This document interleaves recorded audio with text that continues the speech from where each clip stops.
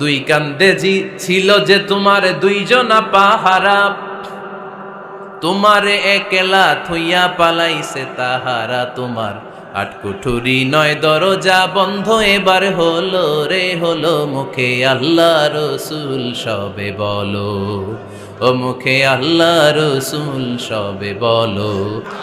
একজন এসে বলল, ভাইজান আপনার মেয়েরা দেখলাম আরেক ছেলের সাথে বাজারে ঘোরাফেরা করে, আগে চেক করো তারপরে বিশ্বাস করবা, ঠিক কিনা?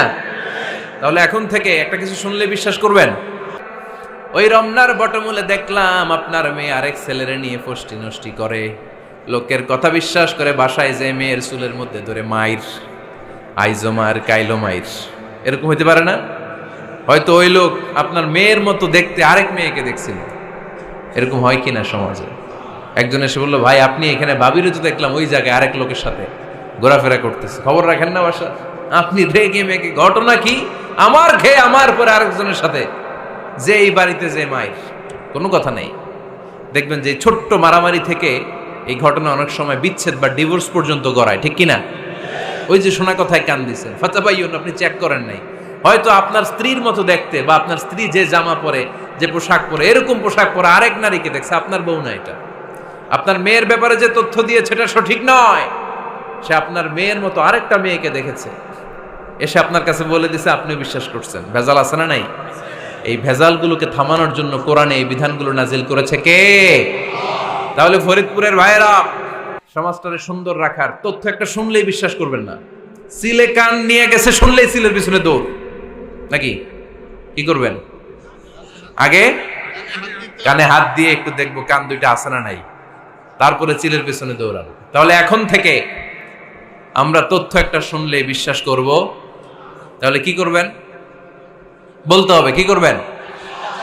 যাচাই বাছাই, জাস্টিফিকেশন অফ দ্য নিউজ। কোন নিউজ জাস্টিফিকেশন ছাড়া আমরা প্রচার করব, বিশ্বাস করব, শেয়ার করব না। আল্লাহ বললেন, ইয়া আইয়ুহাল্লাযীনা আমানু লা ইয়াসখার কওমুম মিন কওম। ওহে আমার ঈমানদার বান্দারা, শোনো শোনো, খবরদার কখনো কোনো মুমিন বান্দারে ঠাট্টা করো না, অবজ্ঞা করো না, ঠাট্টা করো না। তার মনে কষ্ট হয় এমন কোনো কথা তারে বলো না। নেভার স্কপ অফ এনিবডি, কাউকে নিয়ে ঠাট্টা করবেন না। তার দেহ নিয়ে, তার আকৃতি নিয়ে, তার বংশ নিয়ে। এক লোকের বাবা ছিল চোর, কিন্তু তার ছেলে অনেক ভালো। আপনি কি তারা বলতে পারবেন তুই চোরের ঘরের চোর? বলতে পারবেন? চুরি করছে বাবা, ওর কি দোষ? কথা বলেন। এগুলো কবিরা গুনাহ। আওয়াজ করে বলেন তো, কি গুনাহ? কবিরা গুনাহ। কারো আকৃতি নিয়ে, আমার ফরিদপুরের কলিজার টুকরা যুবক ভাইরা, কারো আকৃতি নিয়ে কখনো অবজ্ঞা করবে না, তুচ্ছ জ্ঞান করবে না। এটা কবিরা গুনাহ, এটা আল্লাহ খুব অপছন্দ করেন। এর কারণ আকৃতিটা আমাদের হাতে নাই। আমাদের কারো নাক লম্বা, কারো খাটো, আমরা কেউ কালো, কেউ সাদা, আমরা কেউ স্মার্ট, কেউ অন্যরকম। তো এই যে আমাদের এক এক ধরনের আকৃতি, এটা কি আমি বানাইছি? আপনি বানাইছেন? দিছে কে? এই জন্য কারো দেহের গঠন নিয়ে যদি আপনি অবজ্ঞা করেন, এটা প্রক্ষান্তরে আপনি স্রষ্টাকে নিয়ে অবজ্ঞা করলেন। কারো দেহের আকৃতি নিয়ে যদি আপনি তুচ্ছ করেন, তাকে তুচ্ছ করেননি, আমার রবকে আপনি তুচ্ছ করেছেন। চিল্লায় বলেন ঠিক কিনা? খবরদার, তুই কালু, তুই লম্বু, তুই মোটু, তুই কানা, তুই রোহিঙ্গা, আছে না নাই? ইদানিং ইদানিং এটা খুব চলে। এই রোহিঙ্গা নামটা আছে না? ফরিদপুরে এগুলো ঢুকে নাই না? আমাদের ওইদিকে দেখি কি অবস্থা, কারোর সাথে কেউ লাগলে তুই রোহিঙ্গা। কি আশ্চর্য, এই গালি কবে আসলো? হ্যাঁ, অনেক ধরনের গালি। ঢাকায় আর একটা চলে ফইন্নির ভূত, কি বলে? এই এগুলো আগে শুনি নাই আমরা, রিসেন্ট এগুলো বলা শুরু করছে, ফইন্নির ভূত, রোহিঙ্গা। না, এগুলো বলে আপনি কাউকে অবজ্ঞা করতে পারবেন? পারবেন না। খবরদার, এটা কবিরা গুনাহ, এটা ছোট গুনাহ মনে করবেন না। কারণ আকৃতি নিয়ে তুচ্ছ করা যায় না, কারণ আকৃতি দান করেছে কে? হুয়াল্লাযী ইউসাউইরুকুম ফিল আরহামি কাইফা ইয়াশা, লা ইলাহা ইল্লা হুয়াল আজিজুল হাকীম। তিনি এমন সত্তা যিনি তোমাদের চেহারার অবয়ব দিয়েছেন, তোমাদের আকৃতি দান করেছেন তখন যখন তোমরা মায়ের পেটের ভেতরে ছোট্ট জোকের মতো ছিলা। মায়ের পেটের ভেতরে আমরা যখন সবাই এত ছোট্ট, তখনই আমাদের চেহারার আকৃতি দিয়েছে কে? কে সুন্দর হব, কে ছেলে হব, কে মেয়ে হব, কে মোটা হব, কে চিকন হব আমার ইচ্ছা হয়েছি? আওয়াজ করে বলতে হবে, কার ইচ্ছায়? প্রত্যেককে যদি আল্লাহ প্রত্যেকের নিজের চেহারা ডিজাইন করতে দিতেন, আল্লাহ যদি বলতেন তোমার চেহারাটা কেমন হবে তুমিই ডিজাইন করো, তাহলে আপনি আপনারা কেমন বানাতেন? হ্যাঁ বলেন, ফরিদপুরের ভাইরা বলেন, সুন্দর করে বানাতেন তাই না? সবচাইতে স্মার্ট, সবচেয়ে সুন্দর করে আমি আমার চেহারাটা বানাতাম যদি আমাকে ডিজাইন করার সুযোগ দেওয়া হতো। কিন্তু এই সুযোগ তো আল্লাহ দেন নাই। ডিজাইন স্বয়ং করে দিয়েছেন কে? কোন নারীকে যদি আল্লাহ বলতে, এই নারীরা তোমাদের চেহারা কার কেমন লাগবে তোমরা বানাও, প্রত্যেক নারী কি করতো? বিশ্ব সুন্দরী করে নিজেকে বানাতো। খুদ ধরার মতো কোনো জায়গা সে নিজের জন্য রাখতো না, ঠিক কিনা? কিন্তু এটা আল্লাহ দেন নাই। এই আকৃতিটা আমাদেরকে সরাসরি দান করেছেন কে? খবরদার, আমাদের অনেকে বিকলাঙ্গ, আমাদের অনেকের হাত ছোট, পা বড়, দেখতে মোটা, কেউ চিকন কেউ কালো। খবরদার, কারো আকৃতি নিয়ে কখনো কোনো অবজ্ঞার সুরে, ঠাট্টার সুরে কোনো কথা আমরা বলবো না। রাজি আছেন? সবাই রাজি আছেন? আল্লাহ রাসূল সাল্লাল্লাহু আলাইহি ওয়াসাল্লামের এক সাহাবী ছিল, নাম ইবনে মাসউদ রাদিয়াল্লাহু তাআলা আনহু। ওনার পায়ের নলা ছিল খুব চিকন, অস্বাভাবিক চিকন, স্বাভাবিক না। তো উনিও এটা ঢেকে রাখতেন, দেখাতেন না কাউকে। একদিন উনি খেজুর পাড়ার জন্য খেজুর গাছে উঠলেন। খেজুর গাছে ওঠার পরে নিচ থেকে সাহাবারা পায়ের চিকন নলা দেখে ফেলছে। দেখে সবাই হাসি, সবাই হেসে কুটি কুটি। বিশ্বনবী বললেন, হেসো না, খবরদার, আমার ইবনে মাসুদের পায়ের চিকন নলা দেখে হেসো না। আমার ইবনে মাসুদের এই পায়ের চিকন নলা যদি মিজানের পাল্লায় উঠিয়ে দেয়া হয়, কিয়ামতের দিন উহুদ পাহাড়ের চেয়েও ভারী হয়ে যাবে। খবরদার, আমার ইবনে মাসুদকে আমার আল্লাহ অনেক পছন্দ করে, তার পা চিকন দেখে তাকে তুচ্ছ করো না। আল্লাহর হাবিব সাল্লাল্লাহু আলাইহি ইসলামের 11 জন স্ত্রীর মধ্য থেকে একজন স্ত্রী ছিলেন একজন স্থূল আকৃতির, অবিসিটি ছিল, একটু মোটা। ওনার নাম ছিল সাফিয়া রাদিয়াল্লাহু তাআলা আনহা।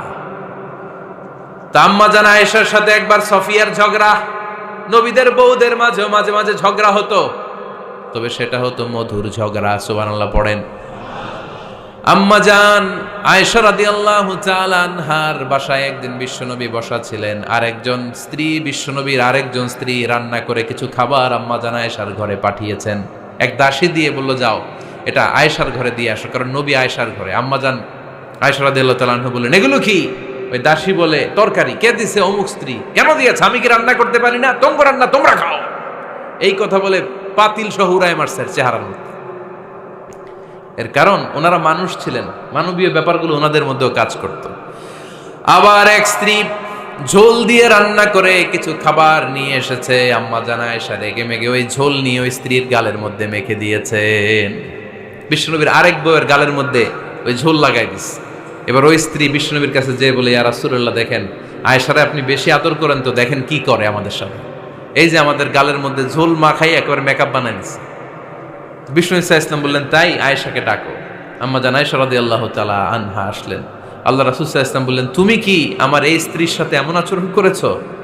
আম্মা জান আয়েশা বললেন, করেছি। কেন?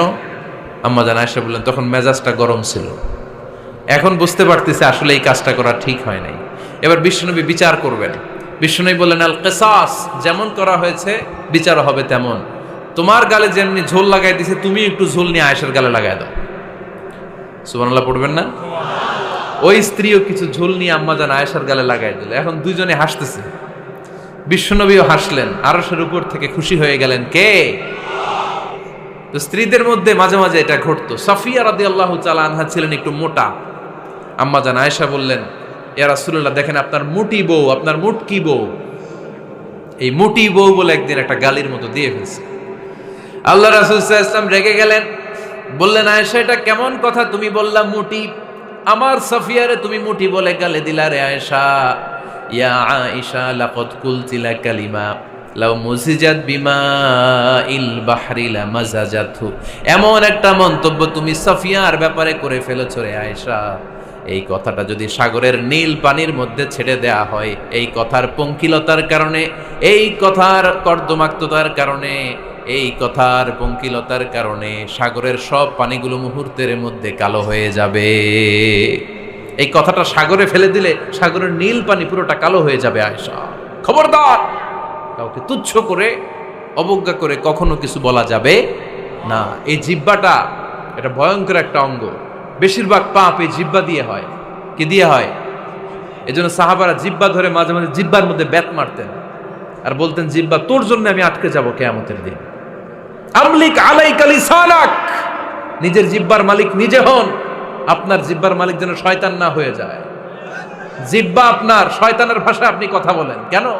খবরদার, প্রতিটা কমেন্ট, প্রতিটা কথা, প্রতিটা মন্তব্য, এগুলোর ব্যাপারে কিয়ামতের দিন পাই টু পাই করে আপনার কাছে আল্লাহর সুপ্রিম কোর্টের কাঠগড়ায় দাঁড় করিয়ে আপনারা জিজ্ঞেস করবে কে?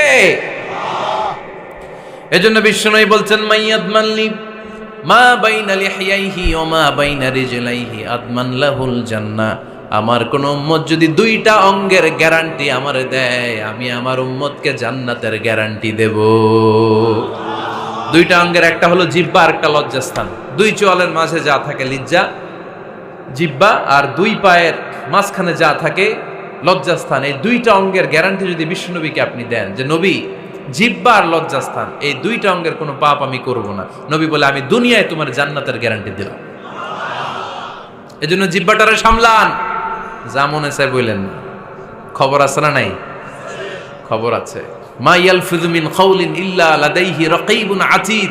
যা মুখ দিয়ে বের হয় লিখে রাখার জন্য দুইজন ফেরেশতা রেডি করে রেখেছে কে? চিল্লায় বলেন। যতদিন আমরা বেঁচে থাকবো ততদিন থাকবে আমাদের কাঁধে। আমরা মরে যাবো, এই ফেরেশতারা উড়াল দিবে, ঠিক কিনা? দুয়ারে আইসাছে পালকি নাই হরি গাও তোলো রে তোলো মুখে আল্লাহ রসুল সবে বলো, ঠিক কিনা? এজন্য সাবধান। আমলিক আলাইকা লিসানাক, নিজের জিহ্বার মালিক নিজে হন। মন যা চায় মুমিন তখন ইচ্ছা মতো মন মতো কোনো মন্তব্য ছুটতে পারে না। বিশ্বাসী বলে যদি নিজেকে দাবি করে, নিজের জিহ্বার মালিক নিজে থাকার দরকার আছে না নাই?